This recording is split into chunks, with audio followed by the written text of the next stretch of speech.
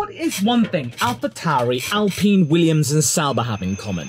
They're investing, whereas Haas isn't. So with the dust settling from the surprise announcement of Guenther Steiner being let go from Haas, which in a way probably was going to happen some way out in the future, but we didn't expect it to actually happen, we are starting to see what the future has in store for Haas, and based on the teams surrounding them, I'm not entirely convinced with what they are doing, and that it's only a matter of time that Michael Andretti finally calls Gene and goes, "Hey, you selling?" While all the teams around them are busy changing course, attracting outside investors, and are putting active efforts in trying to improve what facilities they already have, Gene Haas is basically telling his new team principal Ayao Komatsu, an internal promotion, that, hey, make do with what you got and be grateful for it, or else you're out on the street, kid, with Guenther. They're trying to emulate what everyone else is doing without the investment. Gene seemingly is not willing to share with other investors. He wants all the glory. Yes, I know. For some of you, you might be thinking, oh great, another Haas video. Oh, you're really milking it in, Law. Since you're desperate to talk about something because there's no racing going on. Well, yes, of course it is. This is big news.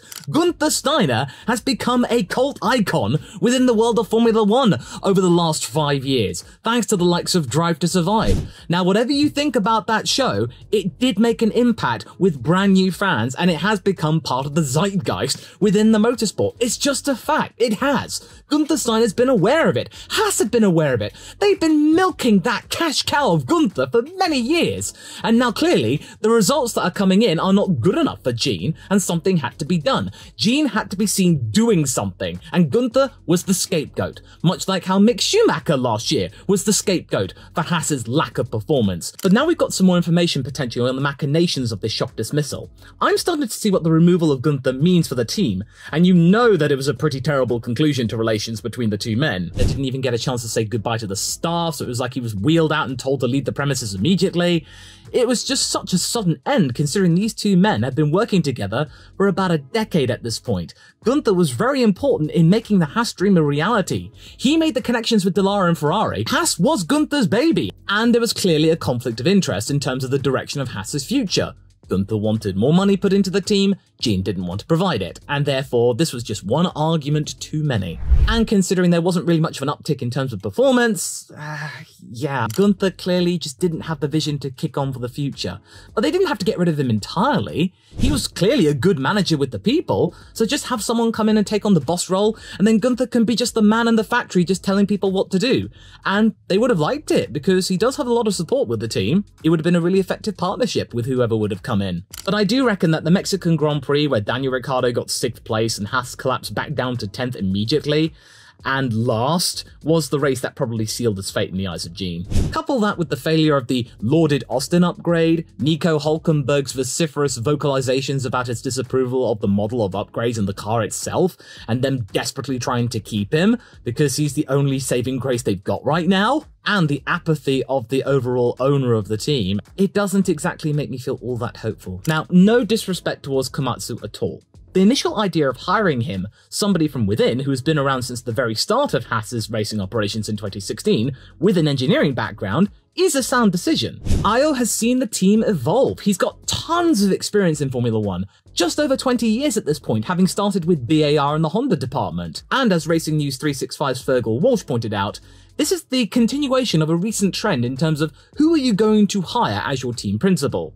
And since 2019, Liberty Media have been deciding to, hey, let's make the team principal head coach. Now the F1 teams are going, well, we don't want a personality, we want somebody with an engineering brain. As Walsh states, most of the recent appointments have been centered around men who have worked in various aspects of motor racing or have been promoted from within the team, or both. McLaren's Andrea Stella, for example, he was transferred over from being the race director of McLaren to being the team principal, and fortunately for that team, the transfer worked. Mike Crack was a performance engineer for BMW for the longest time, before Papa Stroll hired him to be the team principal of the Aston Martin racing operation, and come 2023, it was looking pretty gravy. What Gene saw and interpreted from all of these appointments and acquisitions and investment is that you can either hire from within, or you can hire a guy who knows his way around a car from an engineering perspective. And he looks at his employment list and go, ooh, would you look at that? Or as the young'uns would say, Gene's reaction to seeing this revelation, Ayo! It's also far cheaper and far less time consuming to enact. It's a turnkey affair. Which is why when people were thinking, oh, okay, who could replace Guenther Steiner? Otmar Safnauer, because he's good with small teams and punching above their weight. Mattia Binotto, because he's got the connections to Ferrari, and he can be hired now since he's done with his gardening leave. But no, Haas decided to hire from within and not bother with any of that. Despite Haas being committed to Ferrari still, Gene is saying that they're not going to break ties with Ferrari. But he also made some comments which were very telling and sort of backed up the press release that Haas released regarding the whole idea of efficiency. You'll see what I mean next. Ahem. I've been running Haas Automation, said Gene, for over 40 years now. Bringing people in from the outside, it takes them time to learn, 6 months to a year, and a lot of the time you don't even like them. It's better to take people you know, and even if they're not a perfect fit, at least you know what you're going to get. I really like to have people that I know who understand the day-to-day operations, understand the people, rather than bringing in a stranger who is going to stir everything up and create a mess. Gene, sometimes you do need somebody brand new in to stir things up and make a mess. James Vowles did just that. Even though he was an employee of Toto's for the longest time, James Vowles was completely new to the Williams operation, saw what was going on from within, and is now in the process of literally stirring everything up, drum up some inspiration. And the whole idea of, oh, I may not like them. Oh, come on. I think it's more important that the entire team likes whoever's going to be running the main operation. And that is not something that Guenther Steiner had a problem with. According to many reports from many employees, he was one of the best bosses they ever had, praising his transparency, honesty, and bluntness. Sometimes the kind of guy that Guenther is what you need in motorsport. You need somebody who's straight talking and can get things done. There's no question regarding to reports and anecdotes that Guenther Steiner, he seemed to be a pretty great manager. He was popular with the grunts, and that's something you kind of need. In the face of adversity,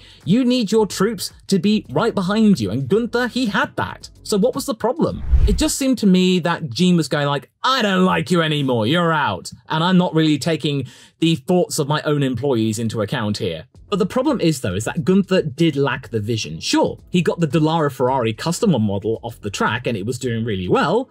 But then after many years of really sordid and torrid relationships with sponsors that were extremely shady, all of that money was disruptive, and therefore they really couldn't kick on to the next phase of the situation that left Haas floundering, especially in the new 2022 ground effect era. And he found himself with a lack of money, brand new tools and facilities, and a way to get himself out of this mess. I feel like getting rid of Steiner entirely was a bad idea.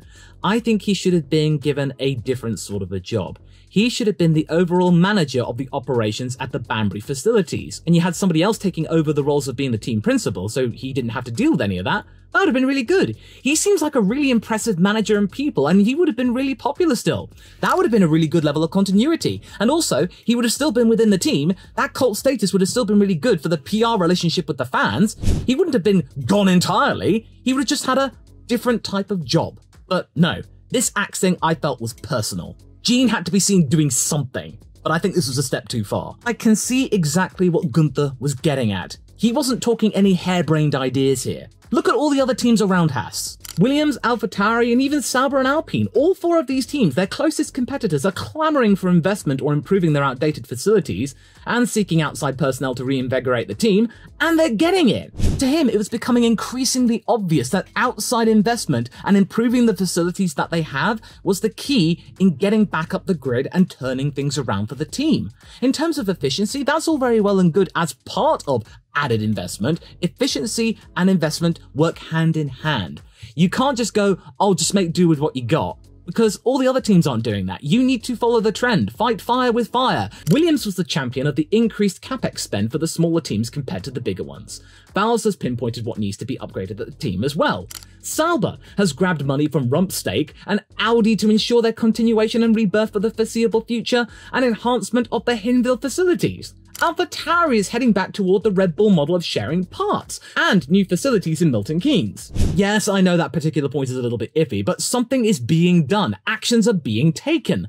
Laura Mekis is the new team principal who has an engineering background of sorts and race directorship with Ferrari. Now, I know that doesn't really sound like much because, oh, it came from the clown's Ferrari, but there's pedigree in there. Alpine is finally getting its ducks in a row and bringing in people from Peugeot's impressive sports division to oversee their regeneration, with Bruno Famin in charge as being team principal, as well as getting outside investment from sports stars, capital investment firms and celebrities. With these 4 teams, there is obvious wonga coming into the operation to refresh the teams that have been trying their best to catch up with the teams that are at the top, like Mercedes, Red Bull, Ferrari. The cost cap, this is the good side of the cost cap, where the smaller teams can catch up. There are opportunities for them to regenerate and provide some surprises every now and again when compared to those top 3 teams. Even McLaren, they're a really good example of that happening right now. So Guenther was looking at all of that and going, hey, we need to do that too to catch up. Hey, Gene, give us some more money. And Gene's like, no, get out. He didn't even get to say goodbye to his crew that were really, really liking him. That's shameful.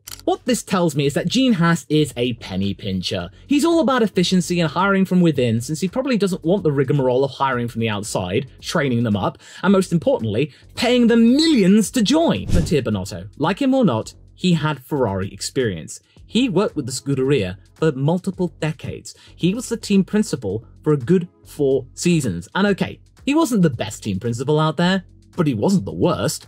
Under his watch, they did get some wins in. They did have a torrid time in 2020, of course, but that was not entirely his fault. They managed to regenerate, and by 2022, boom, they were really competitive.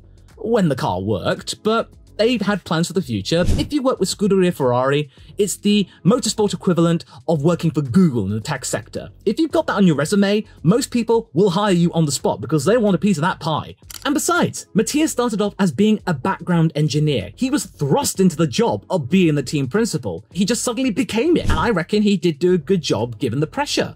Because it's Ferrari. And also, you would think that hiring Mattia with your Ferrari connections would have been pretty shrewd, but no, they decided not to do that because Mattia, with those Ferrari credentials, probably would have been quite pricey to hire. So you don't want to do any of that. Just get Ayao Komatsu. He's an engineer at heart. He'll know what to do. He'll be fine. And if it goes wrong again, just blame him again and then find somebody else. Or better yet, just forget all of this. F1's still popular. We'll sell to somebody. Not Andretti, though, because there's a little bit of beef between them. And like with Mattia, Ayao was not destined to become the team principal. He was an engineer at heart in the background, the second to Guenther Steiner. He was never expected to become the team principal, and now, wouldn't you know it, he is it. He's just been suddenly given the role, so he now has to find his feet immediately with only 3 months to go. No, nearly 2 months to go before we see the race start in Bahrain. I'm gonna give him the benefit of the doubt because I had these same doubts with Stella when he became the team principal at McLaren. I wasn't really sure whether or not he was going to be good, and those first few races, they were harrowing, and everyone was thinking, oh my god, he's terrible, why on earth have we got this guy? But then we get to Silverstone and, oh, we love this guy, Andrea, you are so fantastic, hey! Maybe Ayao might do the same and we'll be going, hey yo, you did good! But the difference between McLaren and Haas's lot is that on top of finding efficiencies that McLaren were able to do in spades with their upgrades, they also had investment. Okay, it's Middle Eastern investment, so it's a little bit sketchy, but McLaren had it alongside efficiency gains. And according to Stella's route for 2024, that's what they're looking at first. Efficiency gains rather than outright performance, because they still got a job to do before the wind tunnel fully comes online for the 2025 car, and then going from there. Just improve everything else and the rest will follow. That is a really good, shrewd idea. And I'm not saying that just because I'm a McLaren fan, it just sounds like really good business sense. Whereas Haas, I'm not really sure what the direction is right now, except for the fact that, well, Guenther, get him out. There, problem solved. And if Gene doesn't want to stump up the cash, he just needs to find more sponsors if he's not prepared to part with more cash himself. You remember the Alfa Romeo news that they were supposedly in talks with a team before 2023 ended, but then they broke down? Most pointing that they were talking to Haas. Why did it break down? Well, according to reports, there are talks about maybe a $20 million a year sponsorship settlement to be joint title sponsors with MoneyGram. That maybe it could have been something that Haas would have rebranded themselves entirely to becoming Alfa Romeo, Haas dropping itself from the title name and just becoming a sponsor. Therefore, it could be just a complete rebrand and then we'd see Alfa Romeo again with that Ferrari connection. It would have been basically the same thing as Sauber.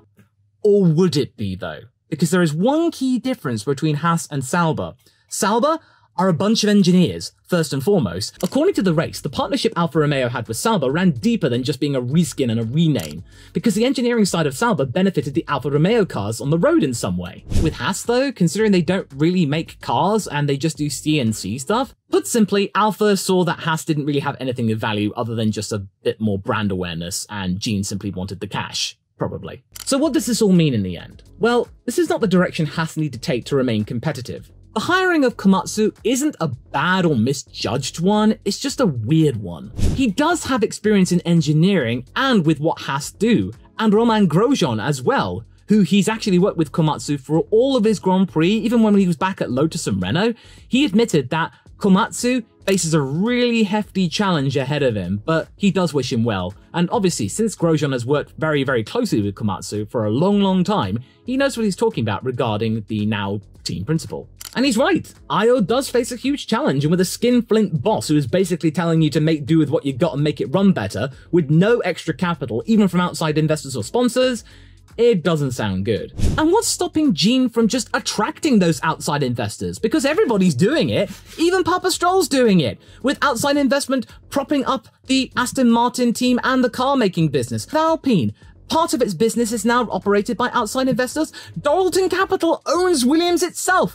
It's not a taboo anymore to have outside capital investment firms helping your team. You can still have your identity, but what's becoming clear is that Gene does not want to share any of the responsibility or any of the glory with anybody else. It's his team, and it will only be his team.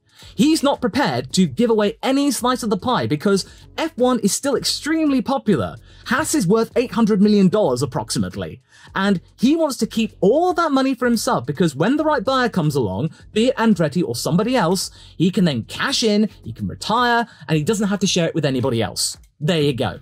But you can't be like that in Formula One. The customer model that Guenther started needs extra investment to back it up and then evolve, which he didn't get. The Rich Energy scandal, Uralkali from 2021, all these shady sponsors hit Haas hard and made it a laughingstock. These business decisions were terrible. And what we need are some extra pairs of hands on outside of the company to refresh the perspective and the thinking for Haas for it to regenerate into something brand new. But Gene doesn't want to do that. He just wants to keep everything in-house, keep everything really, really tight in terms of tight budget and not buying in any more investment, just making do with what you got. But you can't do that anymore because all of the other rival teams, they're not doing that. So Haas needs to do what everyone else is doing just to keep up. I will not be surprised if Haas end up 10th again. And then Ayao will get the blame for it.